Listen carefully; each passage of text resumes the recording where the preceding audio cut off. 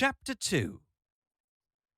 Rob McKenna was a miserable bastard, and he knew it, because he'd had a lot of people point it out to him over the years, and he saw no reason to disagree with them, except the obvious one, which was that he liked disagreeing with people, particularly people he disliked, which included, at the last count, everybody.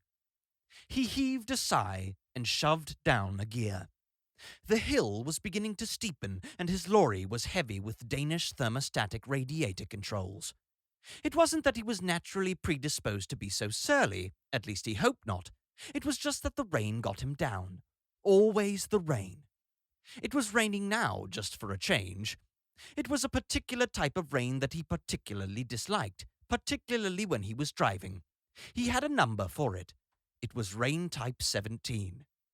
He had read somewhere that the Eskimos had over 200 different words for snow, without which their conversation would probably have got very monotonous.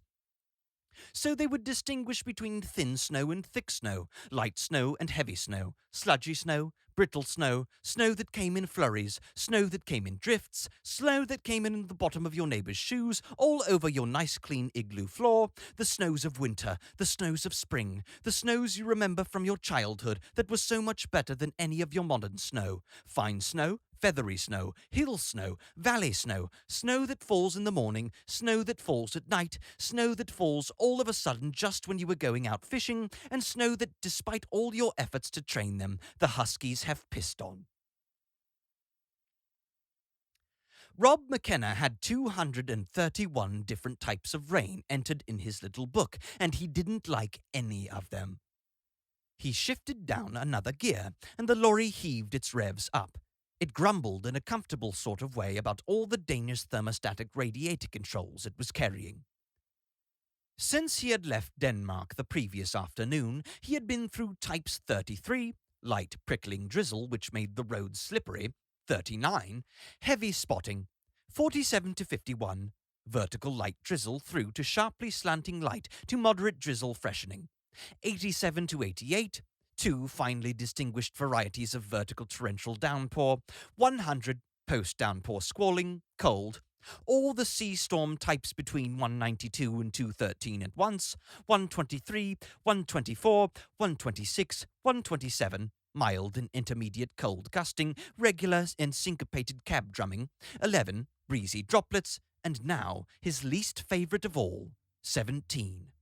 Rain type 17 was a dirty blatter, battering against his windshield so hard that it didn't make much odds whether he had his wipers on or off. He tested this theory by turning them off briefly, but as it turned out, the visibility did get quite a lot worse. It just failed to get better again when he turned them back on. In fact, one of the wiper blades began to flap off. Swish, swish, swish, flop, swish, swish, flop, swish, swish, flop, swish, flop, swish, flop, flop, flap, scrape. He pounded his steering wheel, kicked the floor, thumped his cassette player until it suddenly started playing Barry Manilow, thumped it until it stopped again, and swore and swore and swore and swore and swore. It was at this very moment that his fury was peaking that there loomed swimmingly in his headlights, hardly visible through the blatter, a figure by the roadside. A poor, bedraggled figure, strangely attired, wetter than an otter in a washing machine, and hitching. Poor, miserable sod, thought Rob McKenna to himself, realizing that here was somebody with a better right to feel hard done by than himself. Must be chilled to the bone. Stupid to be out hitching on a filthy night like this. All you get is cold, wet, and lorries driving through puddles at you. He shook his head grimly, heaved another sigh, gave the wheel a turn, and hit a large sheet of water square on. See what I mean? He thought to himself as he ploughed swiftly through it. You get some right bastards on the road. Splattered in his rearview mirror a couple of seconds later was the reflection of the hitchhiker, drenched by the roadside. For a moment he felt good about this. A moment or two later, he felt bad about feeling good about it. Then he felt good about feeling bad about feeling good about it, and satisfied, drove on into the night. At least it made up for finally having been overtaken by that Porsche he had been diligently blocking for the last 20 miles. As he drove on, the rain clouds dragged down the sky after him, For though he did not know it, Rob McKenna was a rain god. All he knew was that his working days were miserable and he had a succession of lousy holidays. All the clouds knew was that they loved him and wanted to be near him, to cherish him, and to water him.